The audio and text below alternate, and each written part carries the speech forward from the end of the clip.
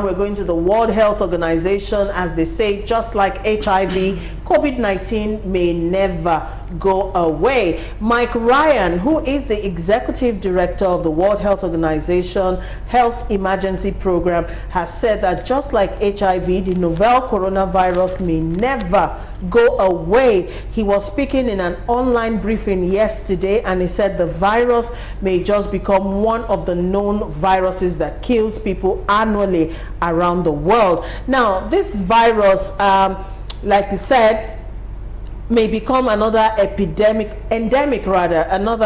virus in our communities, and the virus may never go away. HIV hasn't gone away, and he says he's not comparing the two diseases, but it's important that we remain realistic. I don't think we can predict when or if this disease will ever disappear. I think there are no promises in this, and there are no dates. This disease will settle into a long problem, or it may not be. So says Mark Ryan. So at this point in time, things may never go back to how we used to know them.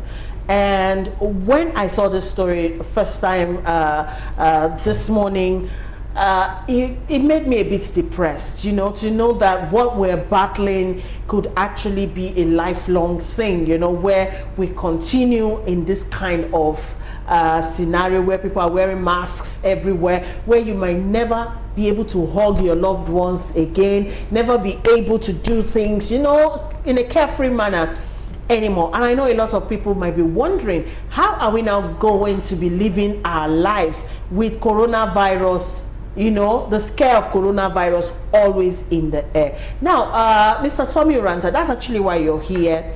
You know, you have been talking and trying to talk to people on optimistic outlook, how people can stay grounded in troubled times such as this. So maybe you'll start commenting first.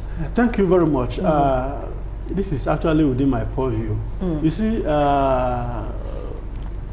Sir Walter Scott, you know, in his book, The Talisman, says that the season of sorrow is just like the rainy season, where it's cold, uncomfortable for man and animals, but with it comes the seed and the fruit. You know, when situations like this occur, it could be very painful, which it is, no doubt, but there is always something good you can extract from the evil, from the bad situation. Okay. Every situation, nothing comes straight in one way, because we live within the realm of good and evil. Because actually, according to Shakespeare, there is nothing actually good or bad. Our thinking made it so. You know, we'll think that, okay, because people are dying, oh, for that it must be so terrible. But don't forget, people are also being born every day. You know, and if those who are alive doesn't die, I mean, there won't be space for others to occupy. So it's part of life. So this is a natural process of the earth purging itself. Of course. Wow. It's not even, people talk about the Antichrist, this, that, and all that. Everyone have a right to what they say, and I have a right to my own view, which is based on information, you know, records, history, and knowledge, so to say. For us to live with the situation, it has come. Our life truly, no matter whether they said it's one word or the other, our life can never be the same.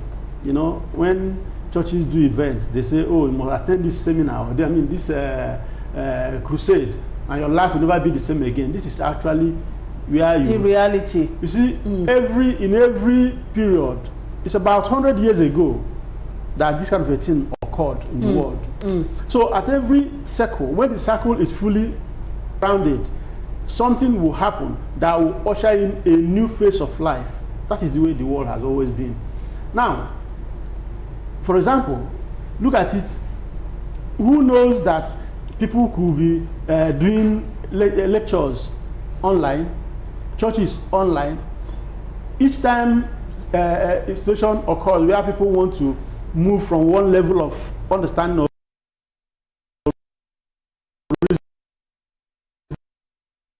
to another leap in science and technology, in lifestyle. People will raise defense and all that. But it's like when you want to bathe a baby, the pains the mother goes through will all dissolve. Pains of labor and all that will all dissolve into nothingness when the baby once the baby comes out, yes.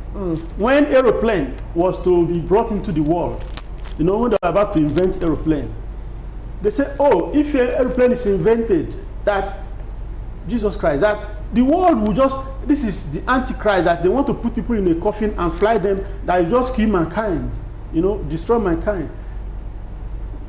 The one Professor Langley, Samuel Langley, tried and tried for over 20 years. He was doing, each time he tries to fly a manned aeroplane, the thing crash landed. He tried again until he borrowed money from the American military, about $50,000, and he put it into the project, and it crash landed again. The guy was, you know, he became so frustrated. He was mocked and disdained. He died of frustration.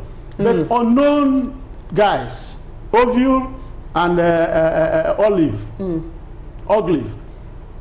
brothers, they call it the Wright brothers, bicycle mechanics, put things together and flew the first manned aeroplane.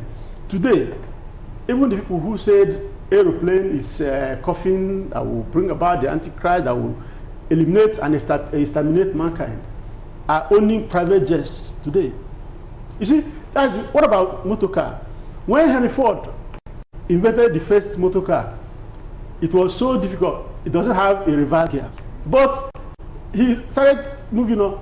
At a point, he said they want to produce 200 cars per day, and the American press went to press, say, this company will bust at its seam, that the company cannot survive it. Where is gasoline to drive car? Where is road to where the car will run on? Where is money for people to own?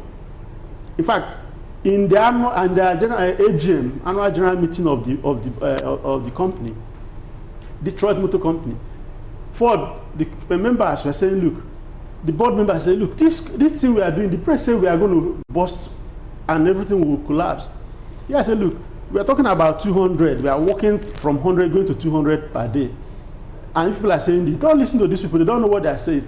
Say, look, the plan is to produce 2,000 cars per day. And they say, man, Ford, did you say that? I say, yes. And repeatedly they said, look, that same day the company got dissolved. They said, this man has gone bonkers. He's mad. That was how they dissolved the company. And Ford went ahead to establish the Ford Motor Company. In no time, he started producing, he got to the point of producing 2,000 cars per day. Model T Ford brand. One and color, nothing black. busted. Okay. So I get your analysis, you know, on how the world, you know, sort of rearranges itself into a new order and all. But how do you begin to preach this mindset, especially to a father and a mother who have children to feed, and the economy is not as stable as it used to be? There's no inflow, you know, of revenue and all of that. How do you begin to preach this kind of gospel to such people to the extent that they are no longer worried, you know, about what tomorrow will be like? You get what I'm trying to say? You want to say something? Let Pastor Dolly start with that. The truth is that this is not the first time there's economic downturn in the world. It's not the first time we are hearing of famine, even in the world. Even in the days of Abraham, there was famine. In the days of Isaac, there was famine. But the thing is that sometimes we de-emphasize, we humans seem to de-emphasize the love of God for mankind. We seem to think that God is dealing with us according to what we do. God doesn't deal with us according to what we do. Because if he does, like it is written in the Bible, if God will not by iniquity, who will stand? There's nobody that will stand. So God is not dealing with human being or with human race according to what we do. Yeah, when you look at the world today, there's so much iniquity in the world, there's so much bad things in the world. That doesn't mean God is responsible for this COVID-19. It's not from him. He's a merciful God. He doesn't have COVID-19 in him. He cannot use COVID-19 to chastise the world. You don't give what you don't have. You only give what you have. What God has for man is love. So we must understand that and know that trouble don't last always. These two will pass. He just said something that 100 years ago there was a pandemic in the world. But where is it? If this didn't happen, there is no way I would have heard of that. It was when this happened, then everybody started researching. That is when we could understand that, okay, there was a time even churches were shut. There was a time even people were made to stay away from each other and not die in order not to pass the disease to others and others. So the word came out of that. To say that the word can never come out of this, I don't think this is true. I believe the word is going to come out of this. Businesses may be down. I believe businesses will bounce back again. We will, because God will certainly give us an idea of how to come out of it. When this thing started, patient, you discover that it was killing people more than it is killing now. Because, there is no known cure for COVID-19 yet. But people are managing to do something to get people come out of it. You know, not like the death sentence it was when this thing just came out. I believe gradually we will come out of it. Cure will come to start with. So quickly. You see, the first thing, I think the government, Nigerian government, I'm not talking about the government of the world or the WHO and all that. The government should begin to look inwards, because this our approach of the prophet not being recognized in his own homeland and charity not starting from home, it's not the best for us. We should look inwards. You know, Africa is the new, somebody said, you know, just researches in this COVID situation. So, that Africa is the place where the Third World War will be fought. And it's not going to be with mortar and bomb and bullets. No. It's going to be an intellectual warfare, technological and scientific warfare. So if African leaders, and Nigeria especially, if we know our onion, if our leaders will calm down to reason, they will understand how to go about this. Look inwards. The solution to what we are looking for outside is always with us.